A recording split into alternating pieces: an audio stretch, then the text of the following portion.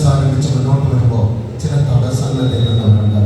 സാമ്പത്തികമായി ബുദ്ധിമുട്ട് എല്ലാം ഉണ്ട്. എന്നിട്ടും സാമ്പത്തികമായി ബുദ്ധിമുട്ട്, ചില തടസ്സങ്ങൾ, ബാങ്ക് ലോണിന് തടസ്സം, വിവാഹത്തിന് തടസ്സം, ഇങ്ങനെ തടസ്സങ്ങൾ നേരിടുന്നവര് ഇന്നത്തെ ഒന്നാമത്തെ വായന അവർക്ക് വേണ്ടിയിട്ടായിരുന്നു. പക്ഷേ ജോഷുവയുടെ പുസ്തകം 7 മുതലുള്ള വാക്യങ്ങൾ ഇങ്ങനെയാണ് കാണുക. ഇസ്രായേൽ ജനം ഈജിപ്തിന്റെ അടിമത്തത്തിൽ രക്ഷപ്പെട്ട് ഒടുവിൽ 40 വർഷം മരുഭൂമിയിലൂടെ ചുറ്റി സഞ്ചരിച്ച് തങ്ങളുടെ ദേശത്തേക്ക്, കാനാൻ ദേശത്തേക്ക് എത്തിച്ചേരുകയാണ്. അതിനിക്കരെ വന്നത് ജോർദാൻ നദി കരകവിഞ്ഞെടുക്കുന്ന വലിയ പ്രളയത്തിന്റെ ഒരു സമയത്താണ് അവരെത്തുക. ഈ ജോർദാൻ ഇനി ഒരു നിമിഷം കൂടെ, ഒരല്പ ദൂരം കൂടെ എത്തിച്ചേരാറുള്ളൂ. പക്ഷെ ജോർദാൻ നദി ഒരു വലിയ തടസ്സമായി നിൽക്കുന്നു. ഇനി എന്ത് ചെയ്യും?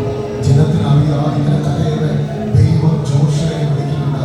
ദൈവത്തിന്റെ വാക്ക് കേട്ട് ജോഷുവ ഇസ്രായേൽ ജനത്തോട് പറയുന്നുണ്ട്, പുരോഹിതന്മാർ വാഗ്ദാന പേടകവുമായിട്ട് ജനത്തിലേക്ക് ഇറങ്ങുമ്പോൾ ജനം നിശ്ചലമാകുന്നതാണ്.